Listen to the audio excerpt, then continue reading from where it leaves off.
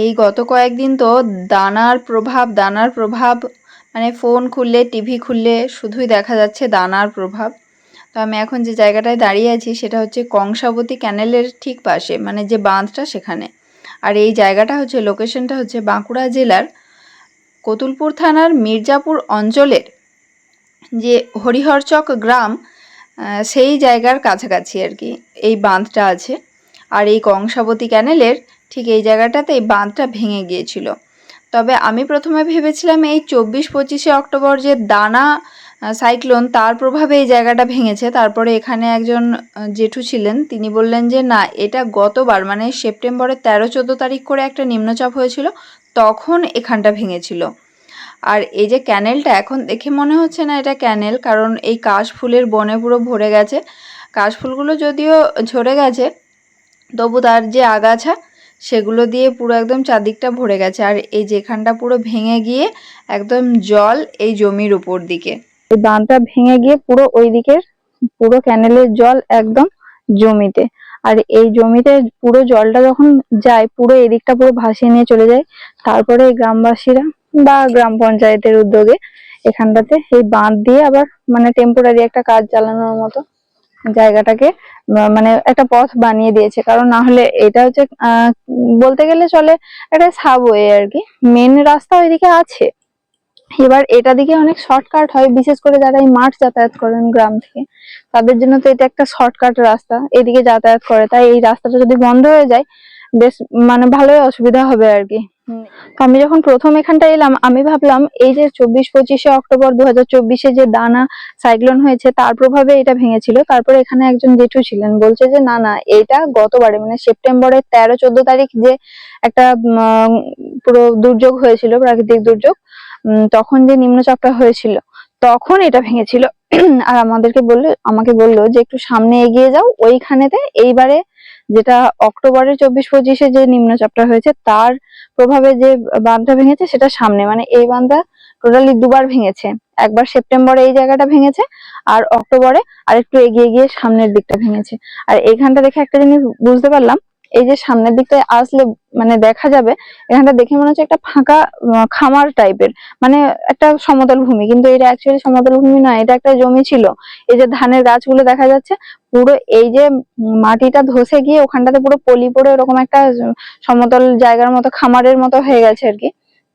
কিন্তু ওই যে মাঝখানে একটা দুটো ধান গাছও দেখা যাচ্ছে, ওটা একটা জমি ছিল, ধানের জমি। ধানগুলো তো মারা গেছে পুরো, ওই কিছু কিছু ধানই আবার মোটামুটি মানে গজিয়ে বড় হয়ে গেছে, একটু বড় হয়ে গেছে। আর ওই দিকটা পুরো ওই যে দেখা যাচ্ছে জমিটা। আর এই পুকুরটা ছিল বলে এই জলটা অনেকটাই মানে ওই দিক থেকে আর পেরোতে পারেনি, জলটা পুরোটা কভার হয়ে গেছে। আর যখন ভেঙেছে তখনই খুব তাড়াতাড়ি নিশ্চয়ই গ্রাম পঞ্চায়েতের বা গ্রামবাসীরা সবাই এসে মেরামতের ব্যবস্থা করেছে। পুরো অনেকটাই ওইখানটা থেকে পুরো এই দিকটা অনেকটা জায়গা কভার করে ভেঙেছে দেখছি। আর এই যে মাটিটা দেওয়া হয়েছে এটা পুরো পল্লী মাটি দিয়েছে, দিয়ে এখন এই যে বাইক সাইকেল পায়ে হেঁটে যাতায়াত চলছে। আর এই দিকটাতে পুকুরটা ছিল বলে ওই দিকের জমিগুলো অতটা ক্ষতিগ্রস্ত হতে পারেনি, জলটাই পুকুরে এসে মরে গেছে। কারণ ওই দিকটা দিকে যে ধানগুলো ওগুলো অতটা ক্ষতিগ্রস্ত হয়নি।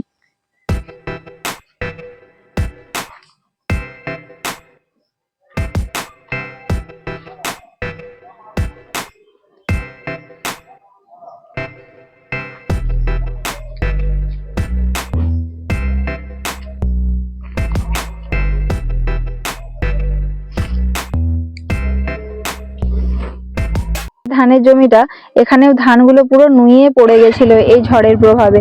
এই যে ছোট ছোট করে আঁটি বেঁধে বেঁধে যা হোক করে এখন তুলে রেখেছে, যাতে কিছুটা মানে সুরাহা হতে পারে আর কি। কাটার সময় তো খুব অসুবিধা হবে, যদি ধানটা নুয়ে পড়ে থাকে তাহলে তো না মেশিনে কাটা যাবে, আর হাতে কাটতেও প্রচুর সমস্যা, প্রচুর দেরি হবে।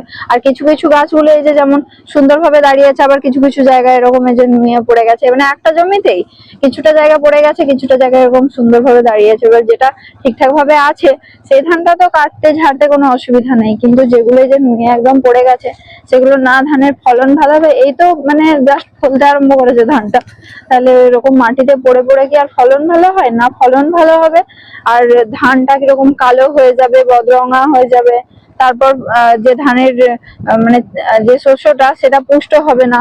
আবার কিছু কিছু ধান আছে যেগুলো একদম পুরো পুরো জমিটাই পড়ে গেছে, যেমন এই যে এখানটা একটু দূরে এই জায়গাটাতে পুরো ধানটাই পড়ে গেছে, পুরো জমিটাই। ওটা মনে হয় অন্য জাতের কোনো ধান ছিল, মনে হয় যেটা আমাদের গোবিন্দভোগ চাল বা বাদশাভোগ চালের ধান বলে না, সেটা ছিল। এই যে পুরো এই জমিটাতেও ছিল, এখানটাও পুরো পড়ে গেছে। আর এই পাশের জমিগুলো অন্য ধান হয়তো, এগুলো এখন পর্যন্ত দাঁড়িয়ে আছে আপাতত।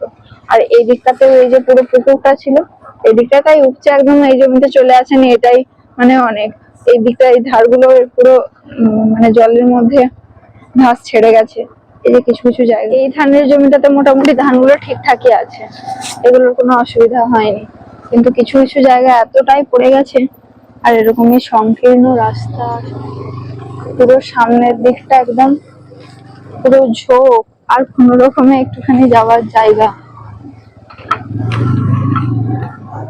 যা পেরিয়েছি, ভাবছিলাম পেরোতেই পারবো না। এগুলো কেউ জ্বালানি করবে বলে যে শোকাতে দিয়ে গেছে, এগুলো এত সুন্দর তীখা জ্বালানি হয় না, মানে এই এক আঁটিতে পুরো রান্না হয়ে যাবে উনুনে যখন রান্না হবে। ধানের ফলন যদি কম হয় তাহলে বাজারে ধানের দামটা অনেকটা বেড়ে যাবে। সেটা এবার কি হয়, অনেক সময় আমাদের যে পরিমাণ মানে বাজারে যে পরিমাণ চালের দরকার, সেই পরিমাণ চালের থেকে যদি কম চাল উৎপাদন হয় কিন্তু আমাদের চাহিদা একই থেকে যায়, তখন চালের দামটা অনেকটা বেড়ে যায়। কারণ মানুষের চাহিদা তো একই থাকে কিন্তু সাপ্লাইটা কম থাকে, তখন দামটা অনেকটা বেড়ে যায়। তখন যতটা দরকার তার থেকে একটু কমই খাওয়া হয় আর কি। সে সবজির ক্ষেত্রেও কি আর অন্যান্য জিনিসের ক্ষেত্রেও কি। তবে চালটা কম বেশি সবার একই লাগে, কারণ কি ভাতটা তো খেতেই হয়, আর আমরা পশ্চিমবঙ্গের মানুষ ভাত ছাড়া আর কি, মানে ওটাই তো স্পেশাল খাবার আমাদের কাছে, মেন খাবার একটা। আর বাকি তো আটা ময়দা এসব তো মানে শখের খাবার। তবে ভাতটা মেন খাবারের মধ্যেই পড়ে। আর এরকম ধানের ফলন কম হলে খুবই অসুবিধা। রাস্তা তো পুরো অপার, হেঁটে হেঁটে কোনো রকমে পার হচ্ছে। এটা এই ক্যানেল পুলের পাশে ওপরে যে বাঁধের রাস্তাটা, সেটা এখানটা তো মনে হচ্ছে না বাইকটাই নিয়ে পেরোনো যাবে, হেঁটে কোনো রকমে লাফিয়ে টাফিয়ে পেরোনো যাবে আর কি। আর এই ক্যানেলের নিচের দিকে এই লাল রাস্তাটা, এটাও পুরো অপার, মানে কোনো রকমে যাওয়া যাচ্ছে আর কি। দেখি সামনেটায় গিয়ে ওখানটাতে ভেঙেছে, দেখি। এই যে বাঁ দিকের গ্রামটা দেখা যাচ্ছে, এই মাঠগুলো পেরিয়ে ওখানে টুকটাক এক দুটো বাড়ি দেখা যাচ্ছে আর কি, ওই কোনো রকমে। এই সামনে একটা গ্রাম আছে, এটাই হচ্ছে হরিহরচক গ্রাম, যেটা বাঁকুড়া জেলার মির্জাপুর গ্রাম পঞ্চায়েতের হরিহরচক গ্রাম। আর ঠিক পুলটা ভেঙেছে ওই জায়গাটাতে, সামনের ওই যেখানে কাজ চলছে। এবার এখন কোন রকমে মেরামতির কাজ চলছে আর কি।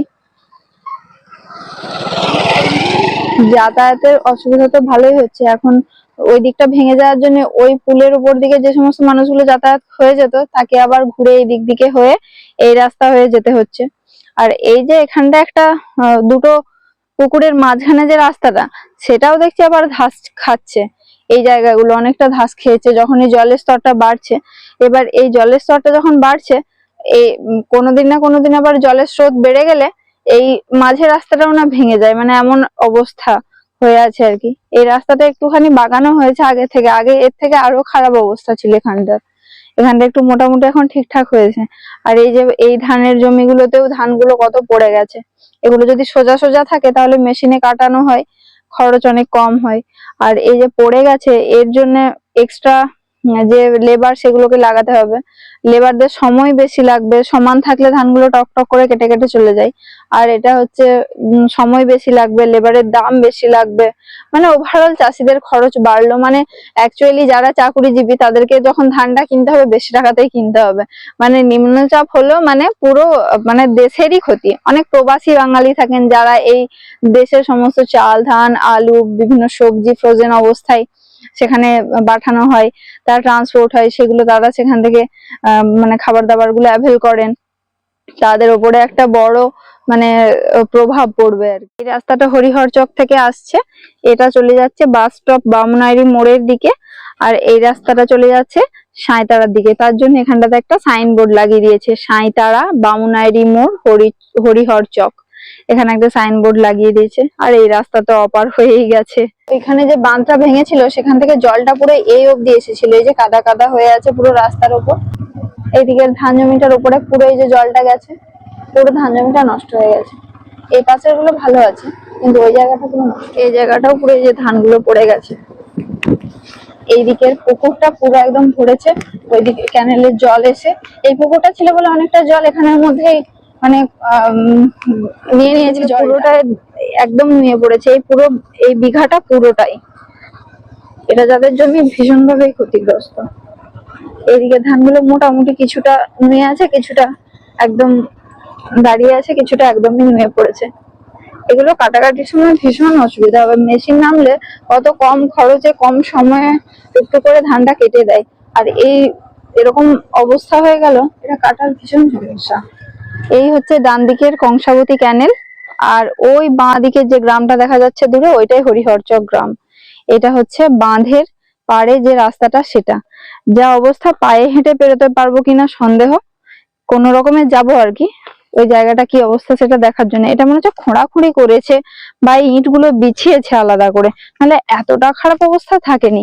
এই যে মাঝের লাল রাস্তাটা দেখা যাচ্ছে, এইটা ছিল, কিন্তু এইগুলো মনে হচ্ছে খোঁড়াখুঁড়ি করেছে বা কোনো ওই যে বড় যে কি বলে ওটাকে, ওই গাড়িটা জেসিবিটা গেছে, ওই জন্য মনে হয় এরকম অবস্থা হয়েছে। আর এই ক্যানেলের ওই সামনের দিকটা ভেঙে গিয়ে জল একদম উঠে এই গ্রামের যে ধানের জমিগুলো, তার উপর দিয়ে একদম জল বয়েছে। আর এই পুকুরটা ছিল বলে অনেকটা জল কিন্তু এই পুকুরটা নিয়ে নিয়েছে, বেশি জল ফ্লো করে আরো অন্য জমির দিকে যেতে পারেনি, বা এই জায়গাটাতে জনবসতিটা সেরকম নেই বলে অনেকটাই ভালো। ওই সামনের দিকটাতে না একটা গ্রাম আছে, ওই গ্রামটাতে যদি জলটা ঢুকে যেত কোনো রকমে, মানে পুরো ঘরগুলোকে ভাসিয়ে নিত, কারণ ওই ক্যানেলটা থেকে নেমেই ওদের বাড়িগুলো। আর এই জায়গাটাতে জল আছে, অসুবিধা নেই, মানে অতটা মানুষজনের ক্ষতি হয়নি। হ্যাঁ, জমির ক্ষতি হয়েছে, ধান ক্ষতি তো হয়েছে, কিন্তু ডিরেক্টলি মানুষের যে ঘর বাড়ি ভেসে যায় এই ব্যাপারটা এখানটায় হয়নি। এখানটাও মনে হচ্ছে যে খোঁড়াখুড়ি করেছে। এখানে যে এত কর্মচারী কাজ করছেন তাদের জন্য থাকার ব্যবস্থা হয়েছে, এই যে ছোট্ট ছোট তাঁবু খাটিয়েছে এখানে, আর এই যে হালকা একটা ধোঁয়া উঠছে, এখানে রান্না হচ্ছে। এই এতজন লোক খাওয়া দাওয়া করবে তো, যেখানে কাজ করছে প্রায় 100 তো হয়েই যাবে সব মিলিয়ে, দেখছি যারা নিচে কাজ করছে। বাঁধটা নতুন করে তো বানানো হচ্ছে। এই বস্তাগুলোর মধ্যে বালির সাথে মাটি যেটা মিশিয়ে ভরে পুরো বাঁধটাকে বাঁধছে এখানটাতে। তারপর এইখানেতে এরকম বড় বড় কাঠ দিয়ে সেতুটা বানাচ্ছে, এইসব যন্ত্র দিয়ে কাজ হচ্ছে।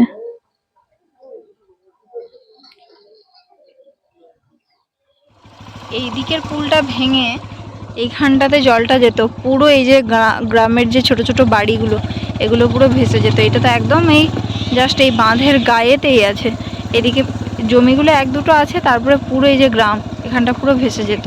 মানে এটাই অনেকটা রেহাই যে এই দিকটা ভাঙে, এই দিকটা পুরো এই যে গ্রামগুলো আছে, এখানটা যদি ভাঙতো পুরোটা জলের তলায় একদম।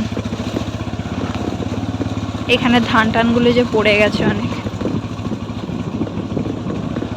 নিম্নচাপটার গতিবেগটা, ঝড়ের গতিবেগটা তো ভালোই ছিল, মানে পড়ে যাওয়ারই কথা।